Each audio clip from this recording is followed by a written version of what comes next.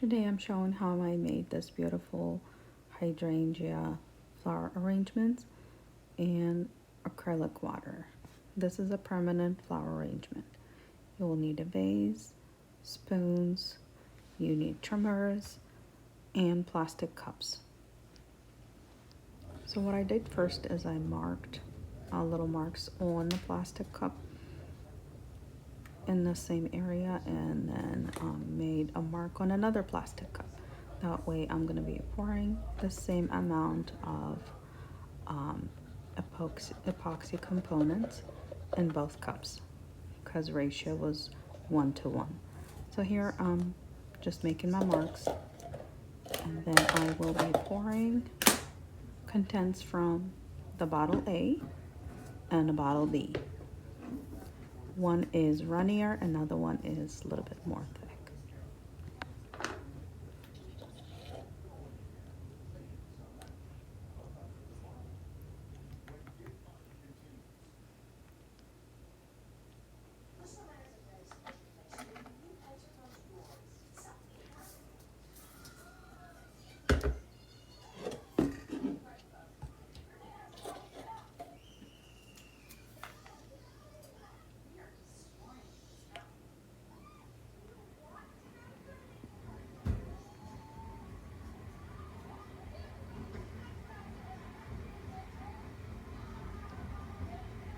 Just make sure you have the equal amounts.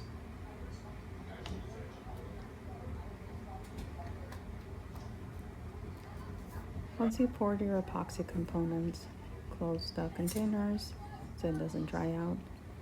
Mix mixture A with mixture B. I usually pour the runnier one into the thicker one.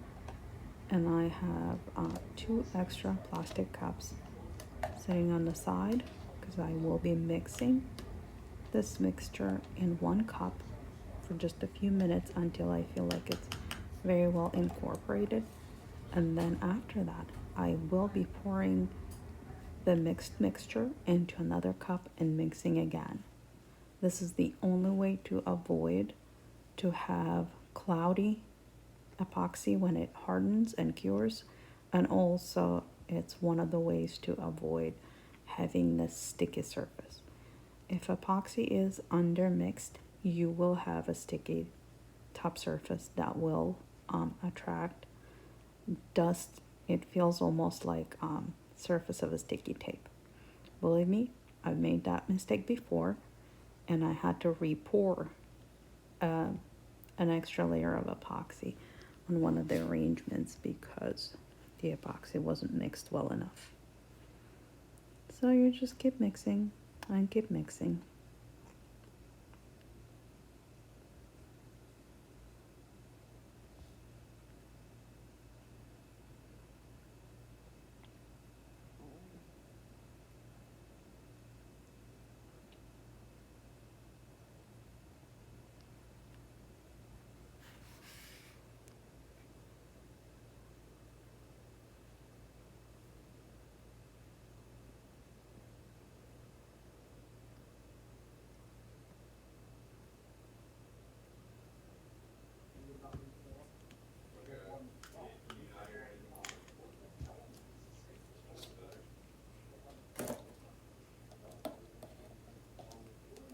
So right here you can see me dump it in the second container to do my second portion of mixing.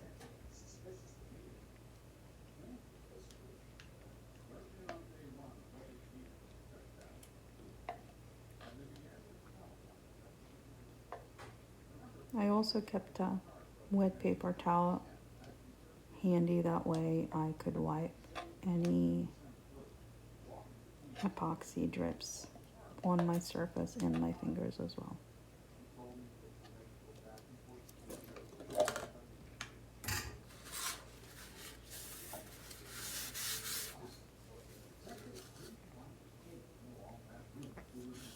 Alright, so the second time mixing, just keep mixing. If the epoxy looks a little bit cloudy, it doesn't mean it will harden cloudy.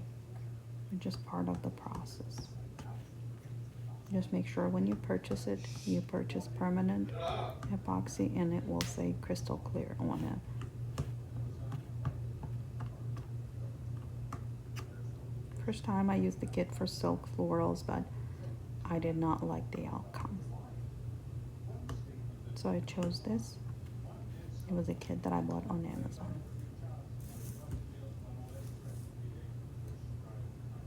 So now I have my vase. I washed this vase very well before putting my arrangement in. And then I measured out how long I want the stems to be.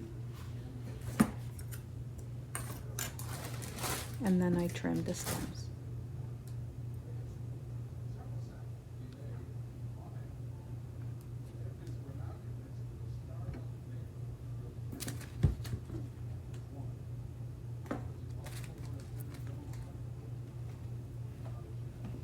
Stems usually contain little ridges along the stem. That's where I would usually start trimming because it's easier to cut that part.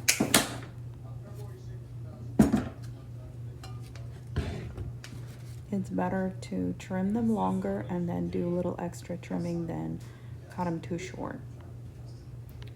For this arrangement, I did not want to use lots of epoxy.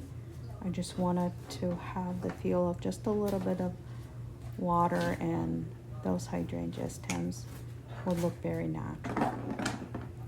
Plus, epoxy is pretty heavy when it cures, and I didn't want this arrangement to be too heavy.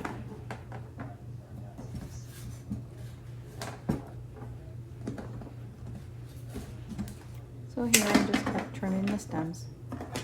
Sometimes it's not an easy task because the wires are pretty sturdy. And then my stems kept falling apart because I had 3 green ones and then I had 3 white ones. But they just kept falling apart and wouldn't hold. And I knew from working with epoxy before that you have to secure them with something. Sometimes you just have to use tape or something. In this case, I bend those stems so they look natural, so they don't look straight, because they don't grow this straight in nature. Not usually. So I bent them a little bit. And then I decided to go and get the white ones and add them to my arrangement. Because the vase I had was pretty wide. So I wanted to have more flowers in it.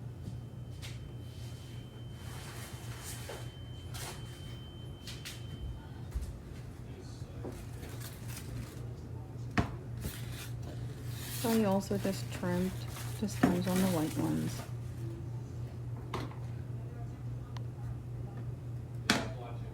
Measure them the same length as the green ones.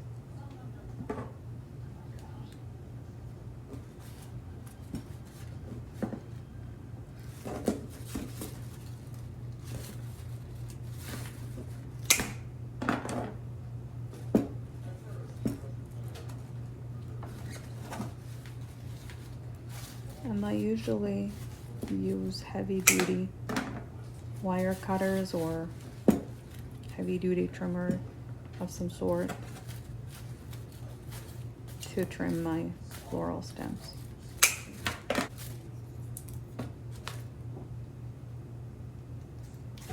And here I'm bending those stems as well, just a little bit.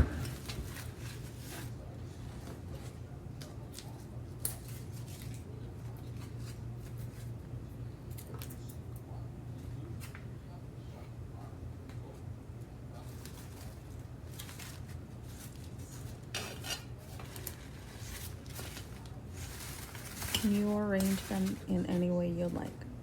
Make sure that if it's a clear vase, see-through vase, that you arrange the stems that hit the bottom of the vase in a nice pattern.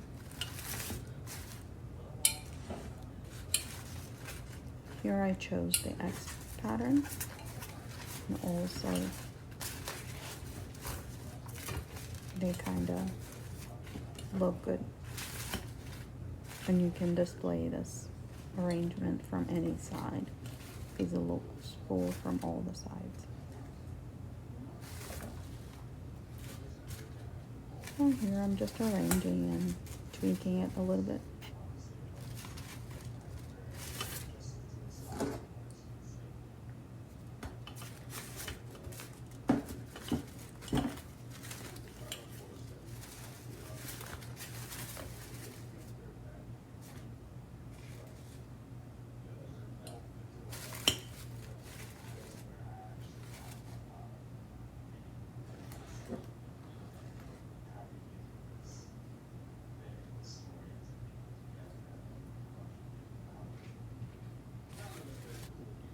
So yeah, finally I was happy with the way they were sitting. So I picked them up in a handful, and then using a small zip tie, tighten my bouquet. That way when I place it in uncured epoxy, it doesn't move, it just keeps the form until epoxy cures. And the epoxy I chose was 24-hour cure time. I'm pretty sure it was 24 or 48. But I checked it in 2 days because I was busy, and then it was perfectly cured.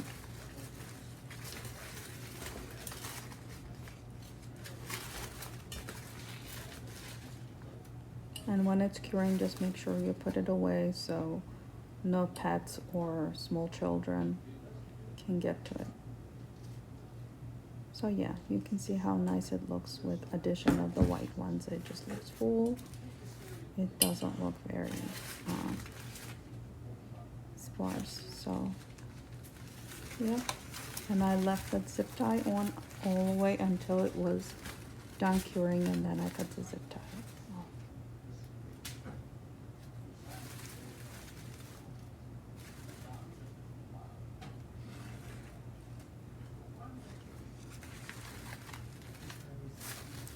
I do like to tinker with flowers, so you can see it's taking me a long time to make sure that they're not bunched up on one side and kind of evenly spaced out.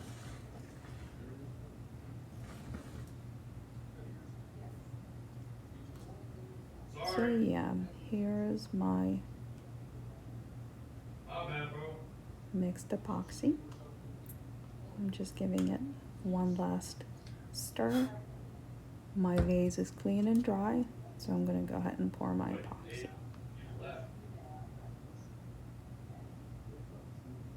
And you will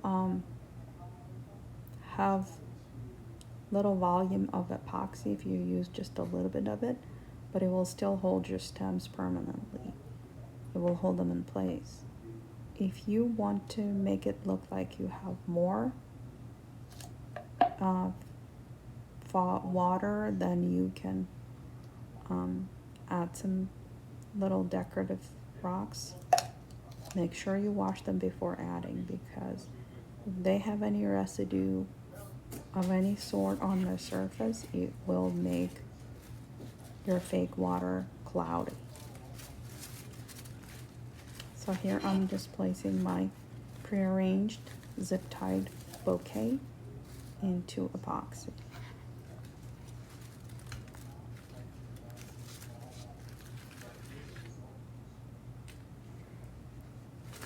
So yeah, I gave it a twirl, made sure that the stems were sturdy and were all immersed into the epoxy. You can see here each stem is touching the fake water, and then once it cures, it holds each stem. So you can see you can adjust them. You have plenty of time to adjust your stems and move them around a bit. So here I'm just checking to make sure that they're all immersed and touching the bottom of the base.